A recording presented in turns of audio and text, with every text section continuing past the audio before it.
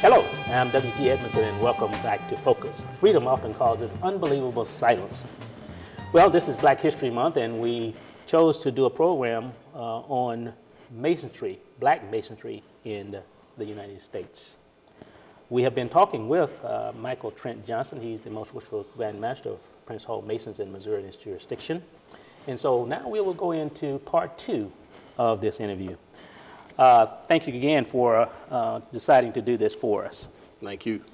Okay, we were talking about anti-Masonry literature and videos that are out there. I'm sure many individuals have seen on television these videos about Masonry showing what goes on inside the walls and so forth. What does this do to Masonry?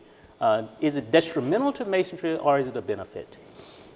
It depends on the mindset of the person receiving the information. Those persons who are Masons understand that a lot of times we catch criticism because we're not trying to mimic a religion or restructure a religion, but Masonry tries to take good men and make them better. And the founders of Masonry decided that one way to do that would be to incorporate moral teachings from the various holy writings or sacred volumes, whether it be the Holy Bible in Christianity, the Quran in Islam, the Bhagavad Gita in our Hindu religion, and so forth. And so when they see this altar and these holy writings and they see the various symbols and imagery of Masonry, they think that it's devil worshiping or some kind of hypocrisy or blasphemy against God. And one of the prerequisites or the main requirement to become a Mason is you must believe in a supreme being or in God, or you cannot continue any further. Because of the moral teachings and so forth is a prerequisite in order to come into Masonry. Those persons who come out with anti-Masonic or either disgruntled members who because of their religious beliefs and so forth, saw or experienced something that may have turned them off, or they've had a pastor or someone try to tell them, you cannot serve two masters, you'll love the one and hate the other, because they hear this term, worshipful master. And all worshipful master means is an honored teacher, worshipful meaning honored, master meaning teacher, and so forth. And so we use the term junior and senior deacon. We know that most churches have deacons in the church. Those are simply trustees or protectors and stewards of the lodge regalia, the paperwork and so forth that goes on, and they carry the title deacon, as does our junior and senior stewards, who of course assist in collecting monies and that type of thing. Just like you would in the church, you have stewards who are over the stewardship of the funds. So some of these titles come out of the founding of Masonry and the Methodist Church at that time. But it has nothing to do with devil worshiping or hypocrisy or blasphemy toward God. It's simply the titles that are used to demonstrate the morality that is necessary in order to continue in Masonry. Yeah. You touched on it briefly. There are ministers, and for the most part, it appears to be the more younger ministers who appear to have some issues with Masonry, calling them cults and so forth. Where does this really come from? Okay.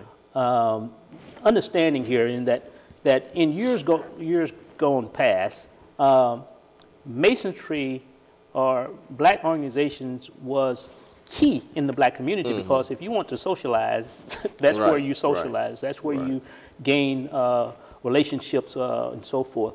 So what is this about? For the most part, I think the younger ministers, because looking back in the 50s and 60s and even earlier, ministers probably themselves were Masons. Right. Many of them or understood the role that Masons played in that community. What is it now? Many of those who are against Masonry is because of their religious background or whatever denomination, if you will. Even in the 40s, 50s, and 60s, you had more Baptists, more African Methodist Episcopal, more of your more liberal Protestant denominations that were members of the Masonic Order. The same experience is today. Most of the persons who have been against Masonry in the religious community have been from the more conservative, evangelical or apostolic, Pentecostal faiths for some reason. And it's because they're very stringent about not understanding this terminology of the different titles we give each other, the fact that they don't understand you're not worshiping man, you're worshiping God, and you're putting God first. It's just that some of the titles sound to them like we're putting too much credence in man. And so a lot of our ministers today who are anti-Masonic have heard something negative, have been taught not to even delve into it. And I'm a firm believer that you must do your own research. You must talk to several people. Every organization known to man has some bad apples in it and does some negative things as well as does some positive things. And so it's beneficial to do your own research and to delve into your own studies in order to really understand where Masonry comes from. A lot of people don't understand that Masonry really predates the 1700s just by that term builder or master builder. If we look in the Bible in 1 Kings, for example, it explains the building of King Solomon's temple. It talks about how many in an apprentice, fellow master masons that it took to build this temple that took 7 years to construct. And so Masonry has been around from time immemorial, as we call it, from the beginning of time. The stone temples in Egypt, the pyramids, the buildings and civilizations of North Africa at that time, which later led to the Greek and Roman empires copying those same styles and developing aqueducts and other buildings and columns and so forth. All of that comes out of actual operative masonry.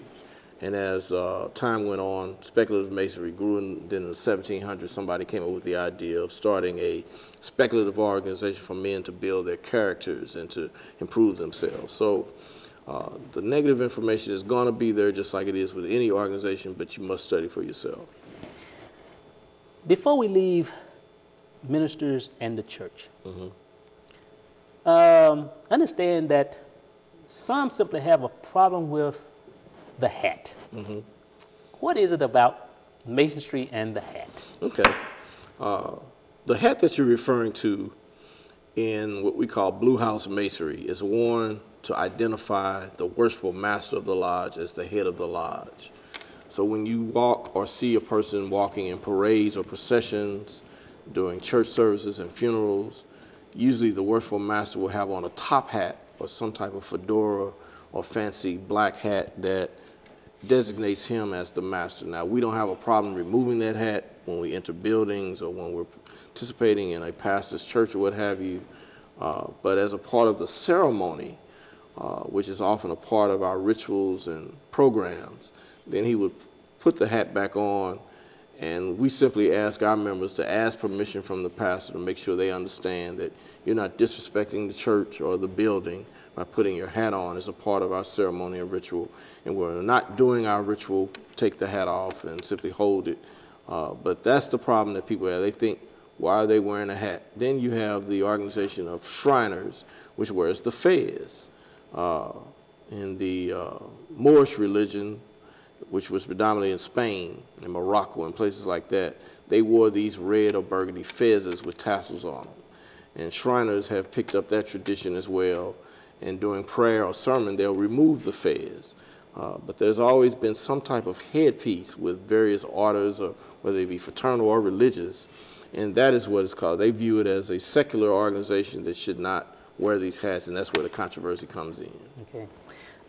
Now, many people may not have even seen Masons in Mass until maybe a memorial service, say, for instance. What is the relevance of the memorial service? Okay. Quite often, members and it's a part of our tradition and our rite, if you will, R-I-T-E, that upon a member's death, if they've requested from their family or from the fraternity what they call their last fraternal rites, then the family is first asked for their permission for the Masonic Order to conduct those fraternal rites. And whether it be at the funeral home, the cemetery, or where have you, it's a request that's often made by our members because it's a very beautiful service, it's a very good teaching service, and so that's the purpose of the memorial service. It's simply to give the person their last fraternal rites as relates to their work in the fraternity, but it teaches the importance of life, the journey that we have on this earth, and the importance of the reward after death, if you will, for the works you've done in that life. And that's what the Masonic service is based on. Okay. Now, if we think about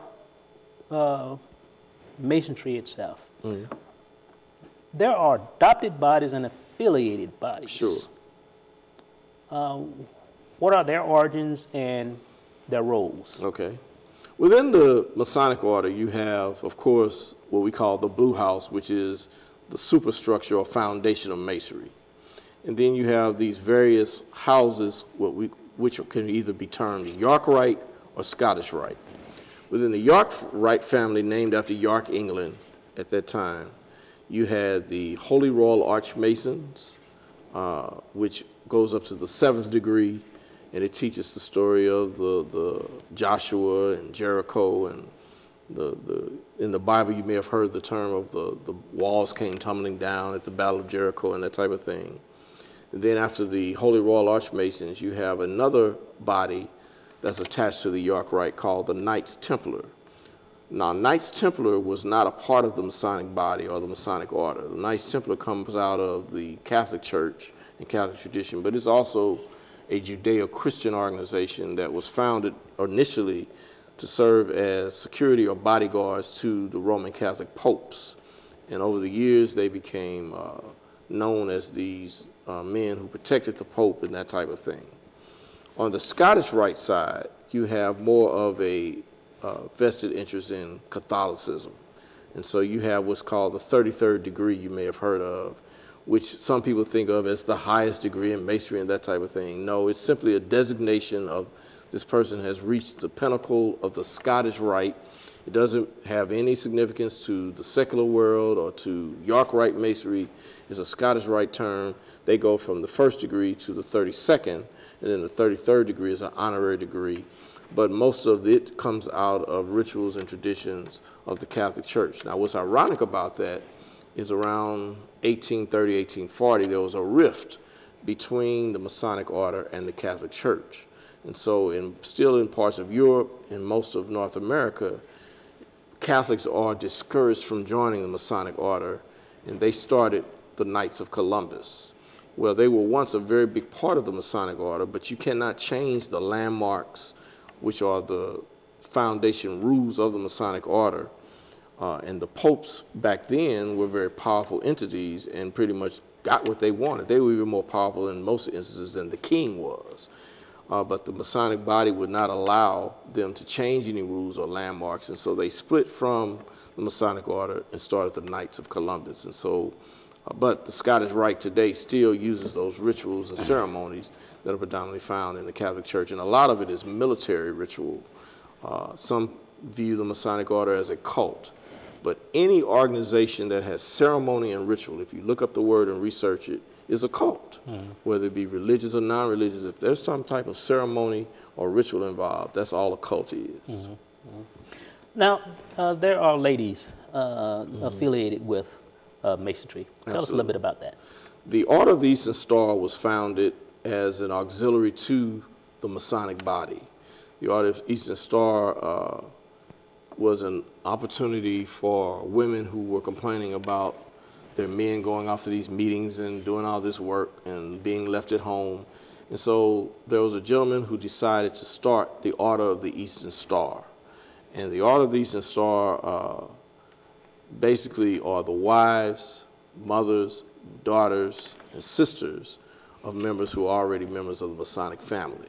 And they can invite their female counterparts into the organization under the banner of the Order of the Eastern Star. And they also have affiliated bodies such as the Heroines of Jericho, the Daughters of Isis in the Shrine, the Sirens, and so forth. And their stories are based on biblical experience as well, just like the Masonic Order. So a lot of the information they have is also out of the Bible. Of course, the Eastern Star being, we have seen his star in the East and have come to worship him based on the birth of Jesus and so forth. But they do the same charitable work, the same work for humanity and upliftment of humanity and so forth. So they are just like a part of the auxiliary, if you will, of the Masonic family. So the auxiliaries, there are 4? There, in Prince Hall Masonry, you have roughly 4 basic ones, but in Masonry, you can have, wow, many, 10, 15, 20, 30 auxiliaries. Excuse me. Here in Missouri, we have the Blue House Masons, which are the gentlemen you see in the black suits with the aprons and gloves. You have the York Rite or Holy Royal Arch. You have the Knights Templar. You have the Scottish Rite Masonry or the ancient accepted Scottish Rite. You have the Shriners. And now you have the brand new, what we call Purple House, which is between the Holy Royal Arch and Knights Templar. Then in the ladies' side, you have the Order of the Eastern Star, the Golden Circle, the Sirens, the Heralds of Jericho, and the Daughters of Isis. In other organizations, they may call them different things, like the Daughters of the Nile. The children might be called Job's Daughters, so forth. So there are many auxiliaries within the structure of Masonry. It's just all in what you want to do, what your goals are. And of course, there's due structures in each of these, so it's how much money you're willing to spend to become active in these various bodies. Now, going through all this history of Masonry, how is there an organization within Masonry that primary role is to maintain and capture the history of Masonry? Sure. Most Grand Lodges have Grand Historians and archivists who gather information over the years. You have some Grand Lodges throughout the United States and other countries that have libraries dedicated to preserving that history. Some have grown to have museums and record centers. And so, yes, there are persons designated that collect this information over time, archive it, so that generations to come can see that. Then you have local museums and historical societies that also preserve this information. We have organizations throughout the country that preserve this information on Prince Hall and so forth. Looking at the organizational structure of the Grand Lodge, how does it operate? I mean, the Grand Master is the head. How does that filter down? Okay, a Grand Lodge, if you will, has the same officers as the subordinate bodies. They just have titles that designate them as the Grand Body. Grand Lodges are designed to oversee the rules, regulations, and workings of those subordinate bodies. So the Grand Master, yes, is the titular head, if you will, of the entire organization, of all the auxiliaries and adopted bodies. Then you have, under the Grand Lodge structure, X number of what they call subordinate lodges, which answer to the Grand Lodge. But each lodge is independent and able to operate on their own as long as they follow the rules and regulations of the Grand Body. And so that's simply how Masonry is set up in terms of its structure. You have a Grand Lodge, which is the headquarters, if you will. And in Missouri, our headquarters is located in St. Louis, Missouri. And then you have some 52 subordinate lodges throughout the state of Missouri that answer to that Grand Lodge. So other than being a social fraternal organization for its members, what other roles does Masonry play? Masons over the time have established hospitals, have done a lot of charitable work to eradicate cancer, to help orphans, to uplift those who maybe have been burned out or catastrophe as a result of weather. For example, when we had the terrible storms in Joplin, Missouri and St. Louis, Missouri over the last 3 or 4 years, Masons came to the rescue with what little funds they could donate or what type of aid they could partner with the Red Cross, Salvation Army, or other entities to bring aid and relief to those persons stricken by those catastrophic events. So Masons have always been dedicated, along with the Eastern Stars, to uplifting humanity where we could, to helping the needy and the benevolent, to helping the widows and orphans, if you will. And so it's a benevolent organization just like any other benevolent organization. What type of partnerships, or is there any partnerships between the AF and AM and the F and AM? In some states, there are some partnerships. One of the partnerships that we have going on here in Missouri is the Missouri Child Identification Program, whereby children, throughout the year, their families can bring them to various locations, schools, community centers, and they can have their child's fingerprints taken, their swab their mouth for DNA, take teeth prints, so forth, put all this information on a CD or a disc that's given to the parent. So if ever that child should, for heaven forbid, be abducted or come up missing, the police have a record of everything they need, a picture of the child, and everything is in this packet. So we do a program with Ancient Free and Accepted Masons called MOCHIP here in Missouri, or Missouri Child Identification Program, and it's starting to flourish throughout the United States. You have other Grand Lodges, Prince Hall, that have partnered with Ancient Free and Accepted Masons to do this type of child ID program. In some states, there are programs that are done, as I mentioned, in partnership with the Salvation Army, the Red Cross, what have you. We also have major blood drives here in Missouri to benefit persons with sickle cell, for example. So we have the Charles Drew Community Blood Campaign, which we partner with through the Red Cross.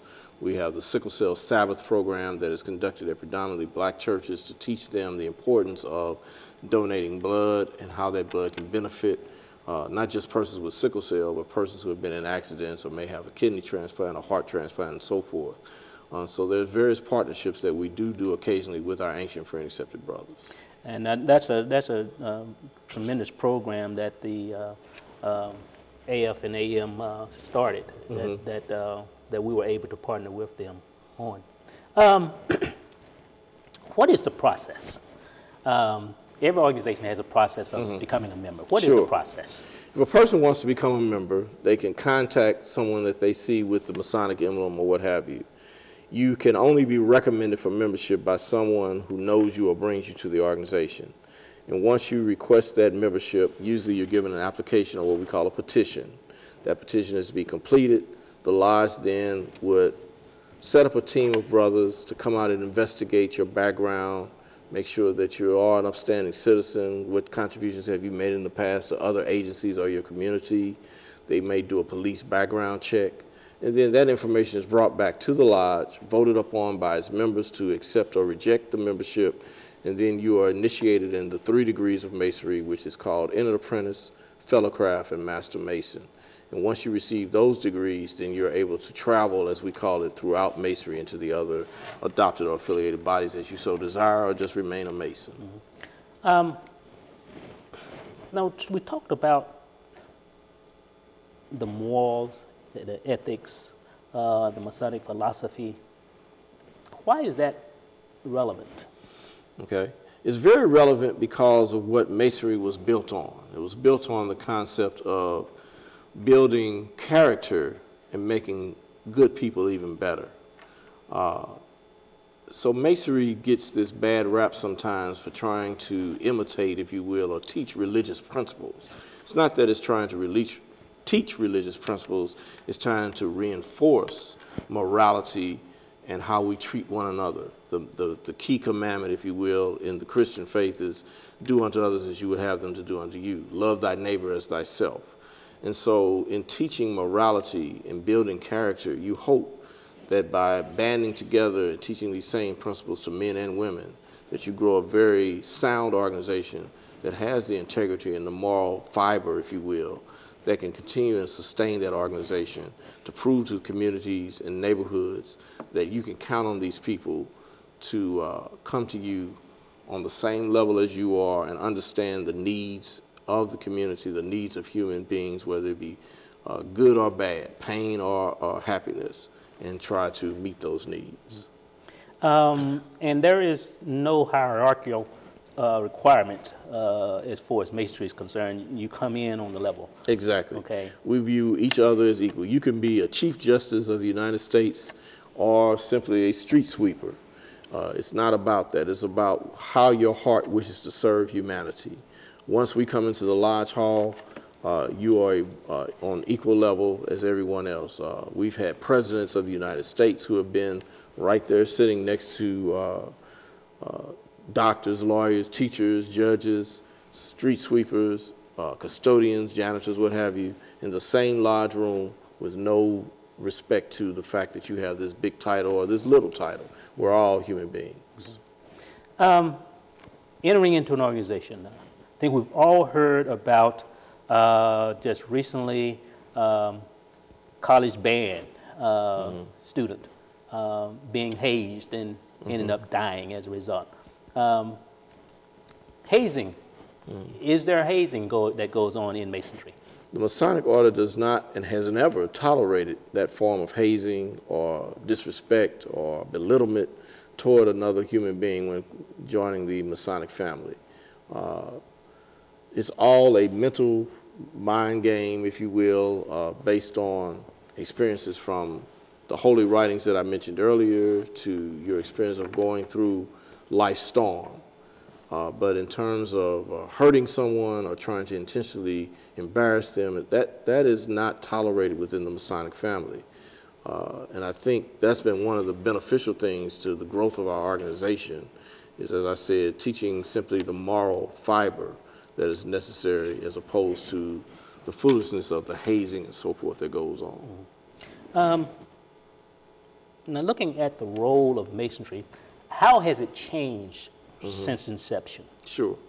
Masonry, as with most organizations, has declined tremendously in its membership, especially Prince Hall Masonry. And let me explain that in this term.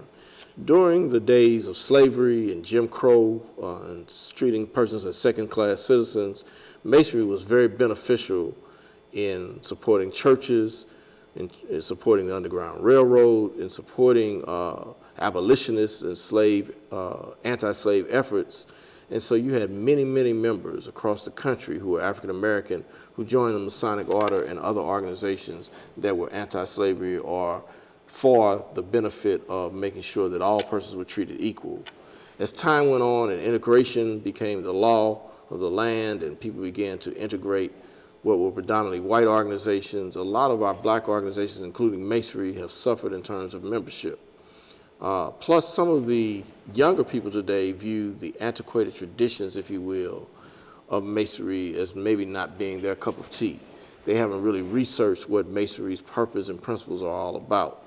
The tenets of brotherly love, truth and relief, and respect for a fellow man. And so they're not into joining organizations that they view as not meeting their needs, and maybe to some even appear to be from the outside boring or unattractive. And so our organization has suffered in terms of membership over the years because of the integration laws that have been changed and no longer segregation and so forth. So what is the organization currently doing in an attempt to go after that market of young people that may not actually understand the history of Masonry, the relevance of Masonry, to try to bring them into the organization? Because if Masonry is going to continue to exist, you're going to have to bring younger people in. Exactly. With our Prince Hall Masons as well as white Masons, one of the things we used to do is not publicly recruit. That has changed a lot. White and black Masons are having more open houses. They're coming on high school and college campuses explaining what Masonry is all about to those young people who might be interested. Beginning to have information sessions whereby young people can ask questions and become familiar and affiliated with what the principles of Masonry are. As a matter of fact, we just started a college recruitment and oversight program here in the state of Missouri that will target institutions like Lincoln University, University of Missouri, and so forth, especially in our rural districts that are suffering harder in terms of membership. We have many college campuses where young people may not have yet heard of Masonry or what Masonry does. We also have a dynamic scholarship program that introduces young people to the Masonic family through those scholarship efforts where they can apply for funds to assist in furthering their education. We try to do as much work with youth and children's groups, whether it be through mentoring and partnering with Big Brothers Big Sisters or school districts and what have you, to do that mentoring, to try to always keep Masonry in the forefront of young people and letting them understand that we are here. Okay. And tell us in summation here, as we get ready to close, the Masons has a annual gathering. I think you call it the Grand Session. Okay. What is the purpose All right. of the Grand Session and the annual gathering of the Masonic Body? Sure. Annually, each Grand Lodge has a Grand Lodge session which allows the members to come together to review their public policy issues, their rules and regulations that govern their bodies and their organization. They come together to elect or re-elect their principal officers that are going to govern the organization, to have board of directors meetings and so forth, as well as to fellowship and socialize and catch up on old times. But the main purpose of a grand session is to review policy and to implement new policies. Perhaps there needs to be amendments made to the bylaws and some changes to be more modern in its scope. And so that's what a Grand Lodge session is there for, is to simply bring together all the bodies in Masonry under the umbrella of the Grand Lodge specifically to review policy and to implement that policy. Okay. And I understand you do have dignitaries from all over the country coming into that session. Various dignitaries will come in, visiting grandmasters from other states. Guests will come in and see how you're doing business, and maybe it's something they can take from your session that will benefit their Grand Lodge. Okay, okay. Well, Mr. Johnson, thank you very much and for I appreciate all the information that you shared with us. Thank you. Well, we hope that you heard a little bit that maybe piqued your interest to do a little bit of research on the role that Masonry has played in this country and continue to play. We'll see you next time. God bless.